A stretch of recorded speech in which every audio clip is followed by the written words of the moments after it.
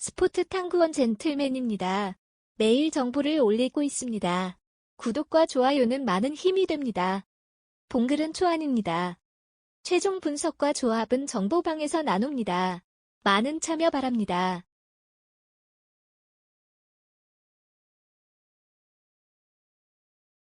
레알 마드리드, 프리메라리그 1위 승패 승승승. 다시 상승세를 타고 있다. 지난 3월 중순 바르셀로나에게 0-4로 대패한 후 3연승이다. 바르셀로나전 패배는 단순한 1패 이상의 의미를 담고 있기는 하지만 사실상 7경기가 남아있는 상황에서 승점 12점이 앞서 있는 상태라 리그 우승의 7분응선은 넘은 상태. 8강 1차전에서도 원정 경기임에도 불구하고 3일 승리를 따냈다. 특히 해트트릭을 기록한 핵심 일선 벤제마, FW의 역할이 컸다. 벤제마의 존재 유무는 레알 마드리드에게 꽤나 크게 작용한다. 최근 레알 마드리드가 승리를 거두지 못한 4경기 중 3경기에서 벤제마가 출전하지 못했다. 본 일정에서도 무리 없이 출전이 가능하겠다. 득점 흐름도 좋다. 특히 언급했듯이 벤제마, FW, 최근 8경기 13골 4도움가 보여주는 퍼포먼스는 실로 대단하다. 또한 핵심 이선 비니시우스, FW, 최근 7경기 2골 3도움, 도 시즌 내내 측면에서 파괴력을 보여주고 있는 중. 두 선수의 폼과 연계 능력이 워낙 뛰어나기에 알면서도 당할 수밖에 없다.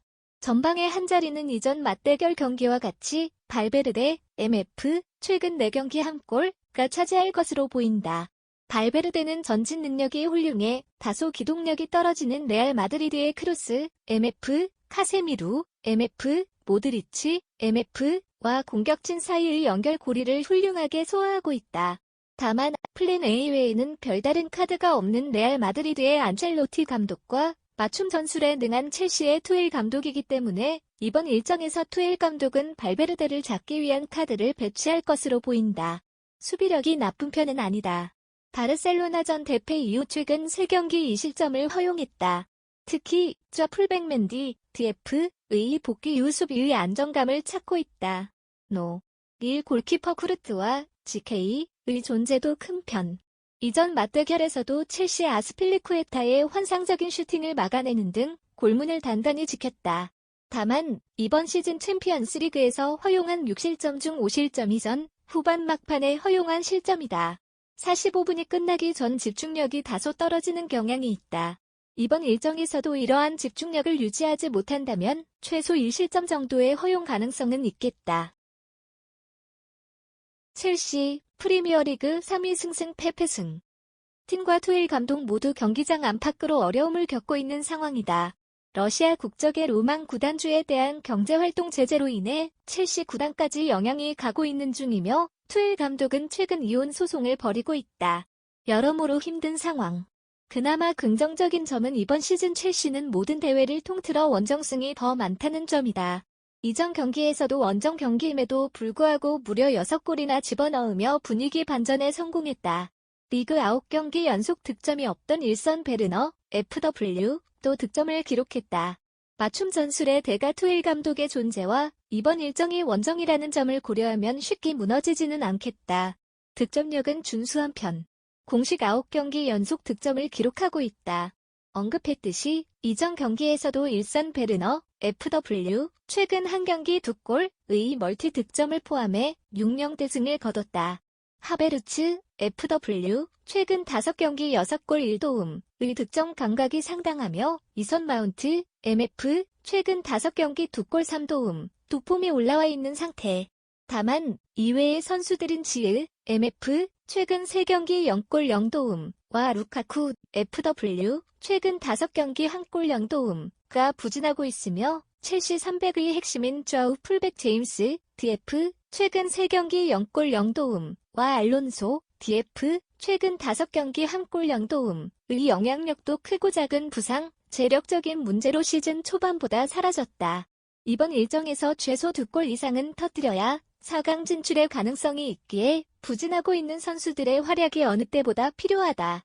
수비진이 최근 흔들리고 있다. 이전 3경기에서 7실점을 허용하고 있는 중. 실바, DF, 르디거, DF, 아스필리쿠에타, DF는 나이가 어느 정도 있으며 이번 시즌 많은 경기를 소화하고 있기 때문에 체력적인 모습에서 힘에 부치는 모습이다. 또 다른 수비수들 크리스텐센, DF은 재계약 문제로 팀을 떠난다는 소식이 들려오고 있으며 찰로바, DF는 큰 대회 경험이 없는 신예다. 맨디, GK, 의패스, 볼처리는 여전히 불안한 상황.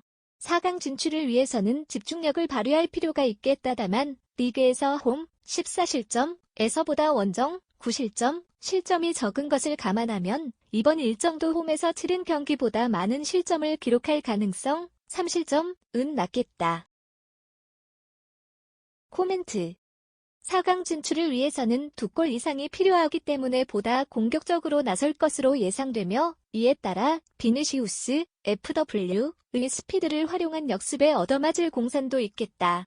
또한 첼시의 최근 8경기 중 6경기에서 오버 2.5 기준가 나온 것을 보아 오버 2.5 기준의 가능성이 높겠다.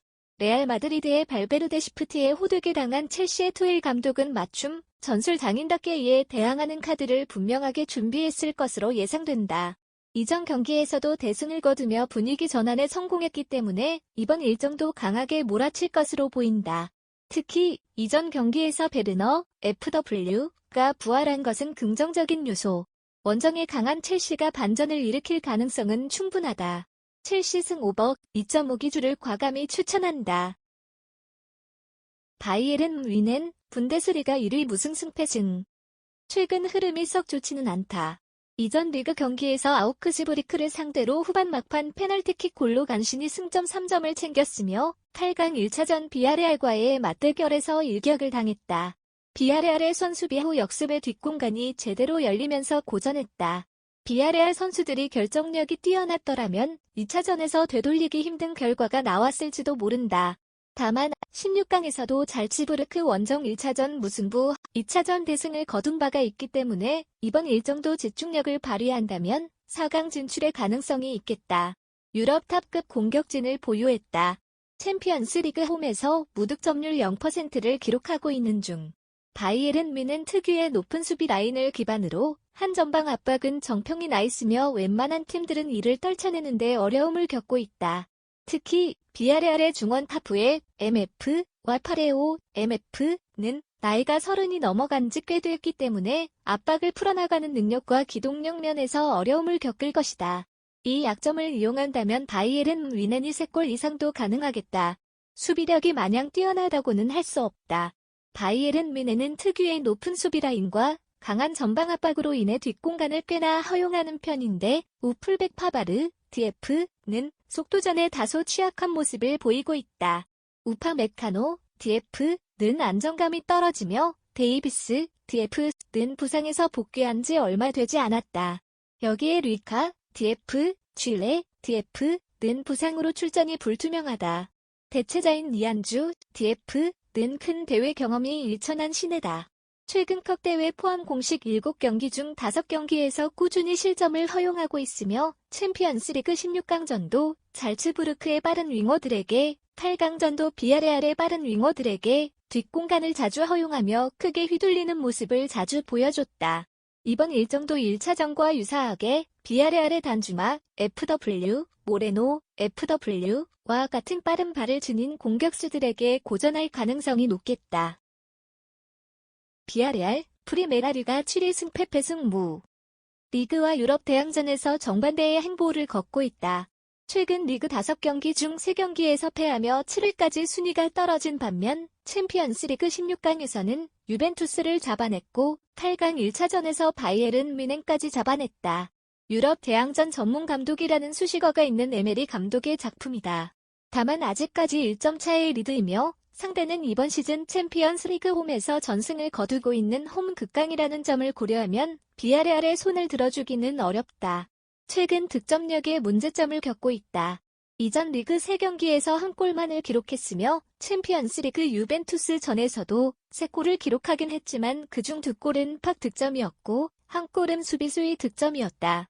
일선 자원 단주마, FW, 최근 4경기 1골, 모레노, FW, 최근 4경기 0골, 알카세르, FW, 최근 3경기 0골의 최근 득점 감각도 좋지 않다.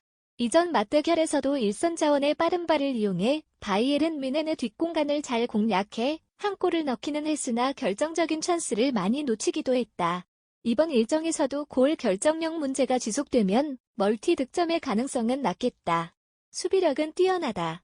리그에서도 세비야, 레알 마드리드에 이어 최소 실점 3위이며 챔피언스 리그 토너먼트에서 도유벤투스, 바이에른 뮌헨과의 3경기에서 1실점만을 허용했다. 에메리 감독 특유의 두 줄 수비가 빛을 발하고 있는 중. 최근 공식 24경기에서 3실점 이상 허용한 경기는 한 경기도 없다. 다만 이번 시즌 챔피언스 리그에서 허용한 10실점 중 후반전에 허용한 실점이 8실점으로 후반으로 갈수록 수비 집중력이 흐트러진 모습을 보여주고 있다. 홈 무득점률 0%의 바이에른 뮌헨을 상대로 이번 일정에서는 무실점으로 골문을 틀어막기 힘들 것으로 보인다. 코멘트. 바이에른 뮌헨은 이번 시즌 챔피언스 리그에서 홈 극강의 모습을 보여주고 있다. 16강 잘츠부르크와의 경기에서도 원정 1차전 무승부를 거둔 후 2차전에서 무려 7골을 터뜨리며 8강 진출에 성공했다. 해당 경기에서 뒷공간에 대한 문제점은 300으로 보완하며 승리를 챙겼다. 코망, 사네, 그나브리 등 이선 자원들의 다양한 위치 변화를 시도하고 있기도 하다. 경기에 맞춰 다양한 전술을 사용하는 나겔스만이 이번 일정에서도 비아레알 파회법을 들고 나올 것으로 보인다. 바이에른 뮌헨은 최근 16골 중 11골, 전체의 약 68.7%를 후반전에 기록한 반면 비아레알은 최근 허용한 7실점 중 6실점, 전체의 약 85.7%를 후반전에 허용했다. 즉, 실시간대가 극과 극인 양측이기도 하며 오버의 요인을 높이는 요소이기도 하다. 바이에른 뮌헨의 16강 2차전을 더듬어 본다면 오버 3.5 기준을 추천할 만하다. 바이에른 뮌헨 승 오버 3.5 기준 접근을 권장한다.